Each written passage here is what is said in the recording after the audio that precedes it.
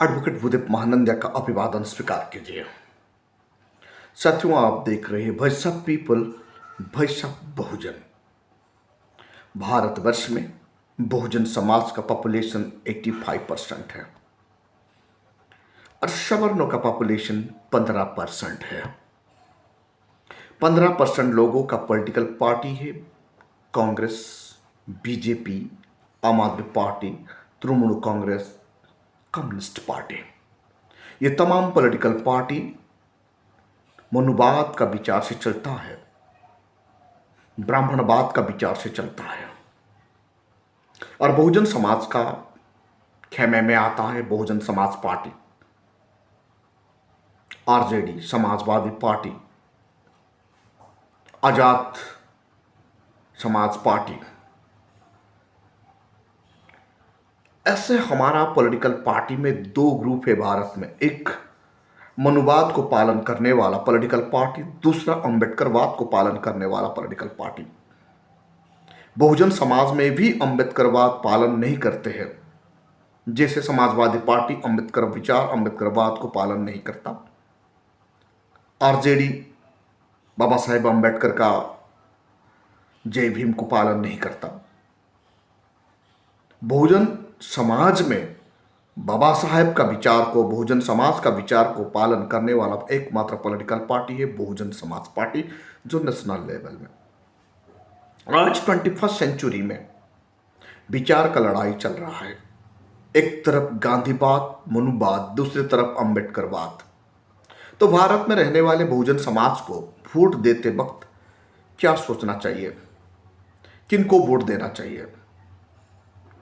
अंबेडकरवाद का political party Bharat के संविधान को पालन करता है, देश में कानून का द्वारा कानून का राज होना चाहता है, सबको इक्वालिटी एस्टैब्लिश करना चाहता है जो भारत का संविधान का आर्टिकल 14 में है, सबको बोलने की आज़ादी देना चाहता है जो भारत का संविधान का आर्टिकल 19 में है, सबको मुफ्त में शिक्षा, मुफ्त में चिकित्सा और मुफ्त में जीने की अधिकार देता है जो आर्टिकल 21। ये तमाम हक और अधिकार को बहुजन समाज पार्टी लागू करना चाहता है, जो कि अंबेडकरवाद में, दादा साहब कांशीराम का विचार में, ज्योतिबा फूले का विचार में, तथागत बुद्ध का विचार में ये पार्टी चलता है। और बहुजन समाज पार्टी का जब भी कार्यकारिणी बैठक होता है या कोई भी कैडर कैंप होता है तो बाबा साहेब अंबेडकर के संविधान को वहां रखा जाता है और बेचा जाता है, लोग खरीदते जाते हैं। दूसरी तरफ मनुवादी सोच रखने वाले पार्टी जैसे बीजेपी, कांग्रेस, आम आदमी party, Trinamool Congress, communist party, ये सब मनुवाद का विचार में चलते हैं। इन लोगों का सभा समिति में कभी भी संविधान का कॉपियां बेचा नहीं जाता। इन लोगों का सभा समिति में कभी भी जय भीम का नारा बुलंद किया नहीं जाता। बीजेपी का सभा समिति में जय श्री राम का नारा बुलंद किया जाता है। कांग्रेस का सभा समिति में जय गांधी का नारा बुलंद किया जाता है। तृणमूल कांग्रेस का गांधी जी का नारा में देता है और आम आदमी पार्टी भी गांधी जी को फेवर में नारा देता है। बहुजन समाज पार्टी एकमात्र पॉलिटिकल पार्टी है जो जय भीम का नारा देता है, तथागत बुद्ध, ज्योतिबा फूले और बाबा साहेब अंबेडकर का मार्गदर्शक रूप से वो रिसीव करता है, बुद्ध को अपना मार्गदाता समझता है और संविधान को सर आंखों पर रखता है।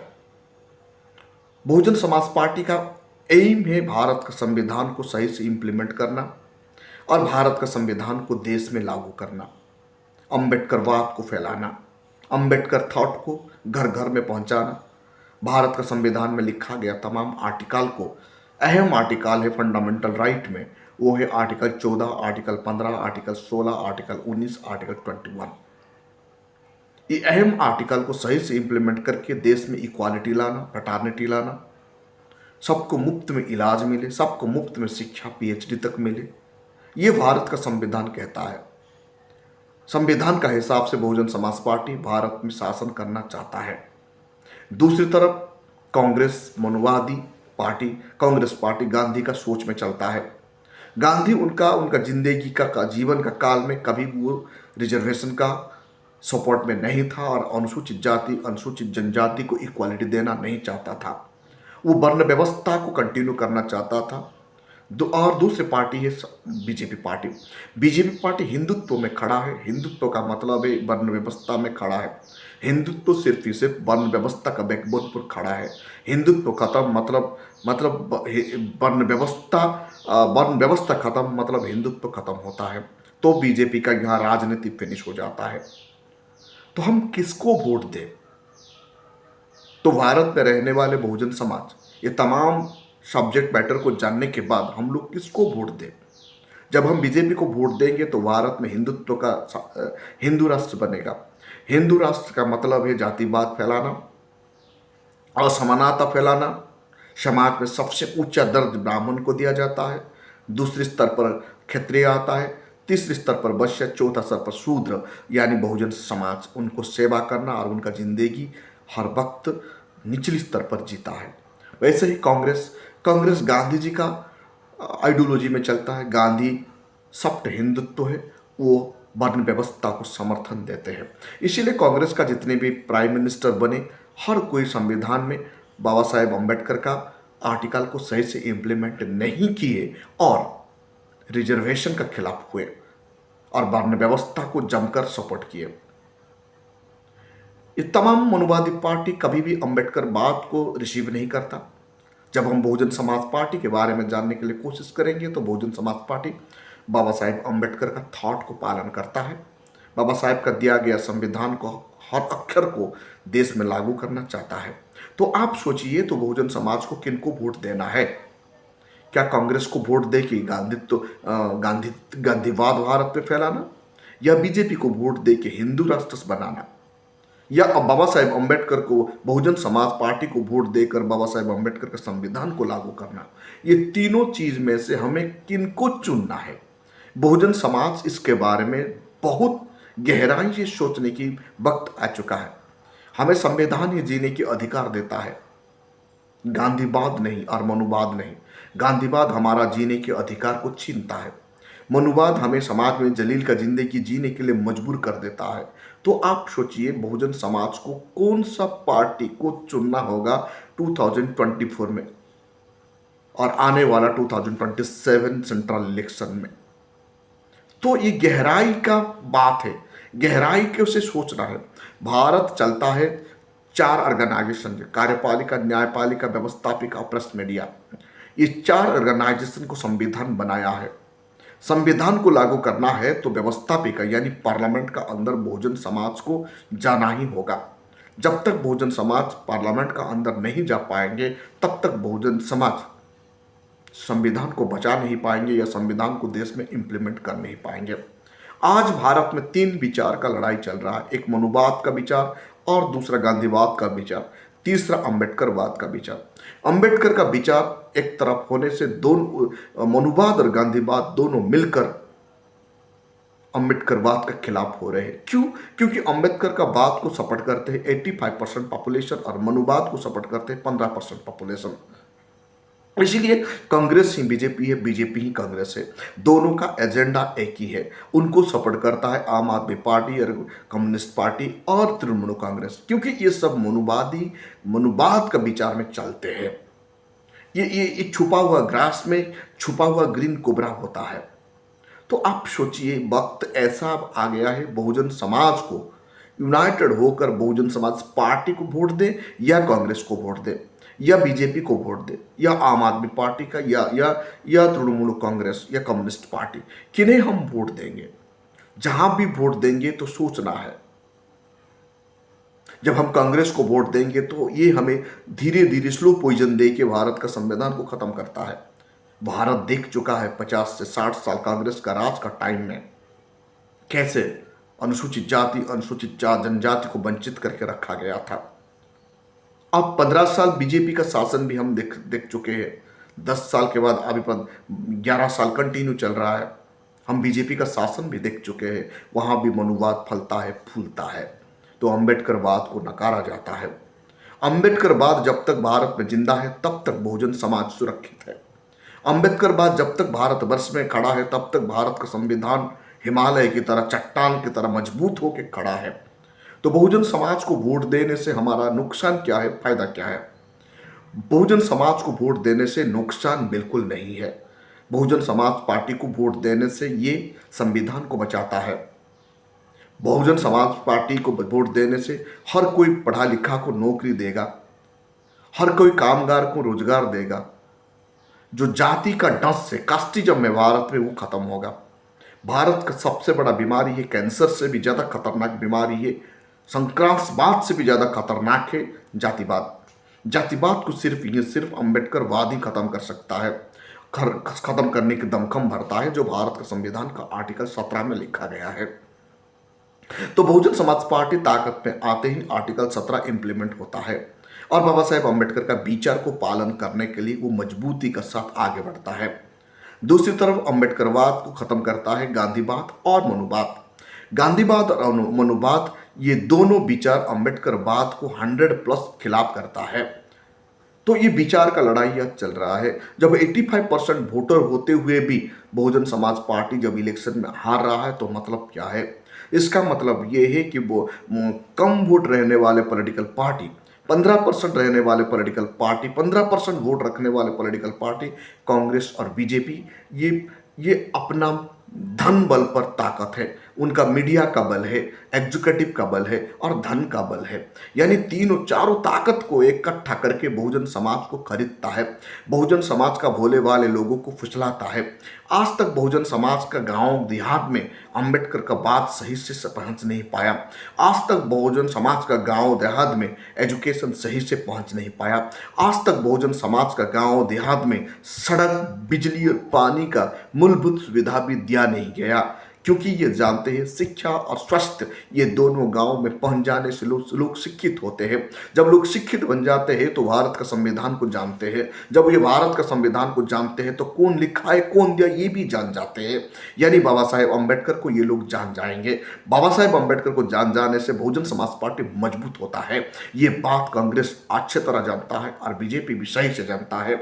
इसीलिए कांग्रेस और बीजेपी दोनों ए और बी टीम मिलकर भारत का शिक्षा व्यवस्था को कमजोर कर रहे हैं, भारत का हेल्थ व्यवस्था को कमजोर कर रहे हैं और वोट का टाइम में भोले वाले समाज का लोगों को रावड़ी देकर, यानी आपका 200 रुपया में वोट खरीदना, साड़ी देना या कोई लाडली बहना योजना, सुभद्रा योजना, ऐसे करके औरत को बहलाकर फुसलाकर वोट लेने की एक राजनीति चल रहा है। बहुजन समाज पार्टी ऐसा नहीं कर पाता। बहुजन समाज पार्टी का उद्देश्य हर पढ़ा लिखा लोगों को नौकरी देना है। हर बहुजन समाज का परिवार में एक व्यक्ति नौकरी बन जाने से उनका घर में हर महीना 50 से 40 हजार रुपया रोजगार होता है। लाडली बहना योजना या सुभद्रा योजना जैसी योजना से हर महीना में हर घर में 800 से 1000 रुपया मिलता है। तो हमारा परिवार को, बहुजन समाज का परिवार को 800 रुपया चाहिए या 40,000 चाहिए। बहुजन समाज ताकत में होने से जितनी भी बैकलॉग है आज भारतवर्ष में वो फिलअप हो जाएगा। तो हम वोट किसको दे, ये सोचने की बात है। जब बहुजन समाज पार्टी को हम वोट देते हैं तो ये दिखाई नहीं देता है वो कैसा मदद करेगा। कांग्रेस का और बीजेपी को वोट देने से ये मिलता है 5 किलो अनाज मिलता है और 800 से 500 रुपया हर महीना मिल जाता है। हमारा भोले वाले समाज इनको समझ नहीं पा रहे हैं। ये 800 से 1000 रुपया का लोभ में आकर अपना कीमती वोट को बर्बाद कर रहे हैं। अब ये वक्त आ चुका है, बहुजन समाज के पढ़े लिखे नौजवान अपना मोबाइल को उठाइए, अपना हर कोई व्यक्ति यूट्यूबर बन जाइए, सोशल मीडिया को भरपूर यूज कीजिए। जिसका पास मीडिया है वो लोगों को बहलाकर फुसलाकर ताकत बनता है। आज कांग्रेस पार्टी, बीजेपी पार्टी, तमाम मनुवादी पार्टी का पास वोट परसेंटेज 15% होते हुए भी भारत को कंटिन्यू आज तक क्यों राज कर रहे हैं? राज इसीलिए कर रहे हैं कि हमारा पास मीडिया का ताकत नहीं है, बहुजन समाज का पास पैसा का ताकत नहीं है, बहुजन समाज का पास एग्जीक्यूटिव, जुडिशरी, लेजिस्लेचर में ताकत नहीं है। इसलिए हमारा वर्तमान एकमात्र ताकत है जो बाबा साहेब अंबेडकर का आर्टिकल 19 में right to freedom of speech देते हैं। वो फ्रीडम ऑफ स्पीच के तहत सोशल मीडिया प्लेटफॉर्म को भरपूर इस्तेमाल करके बहुजन समाज पार्टी को मजबूत करना बहुत जरूरी हो चुका है। ऐसा हम नहीं करेंगे तो आने वाला कल हमारा नस्ल को 2 वक्त का रोटी के लिए लाल पड़ जाएगा और बहुजन समाज आने वाला काल शिक्षा और स्वास्थ्य से वंचित होगा। शिक्षा और स्वास्थ्य रोजगार ये मौलिक अधिकार है।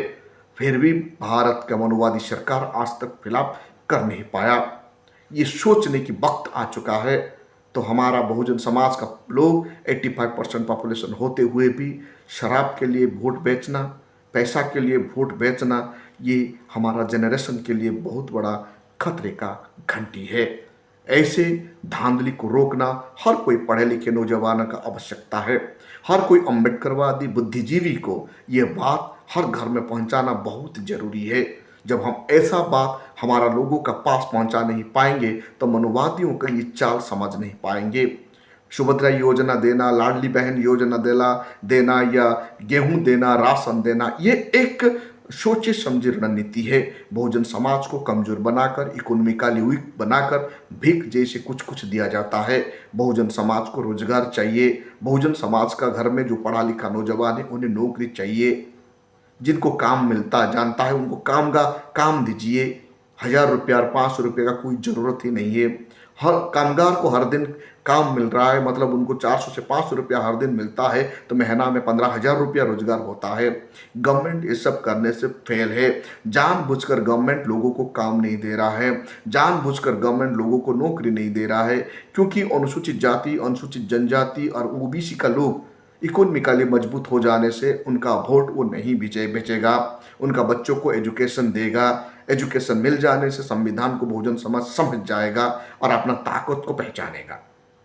इसीलिए मनोवादी पार्टी डरता है भारतवर्ष में संविधान लागू करने के लिए। आप ही सोचिए, हम वोट दे तो किसको दे?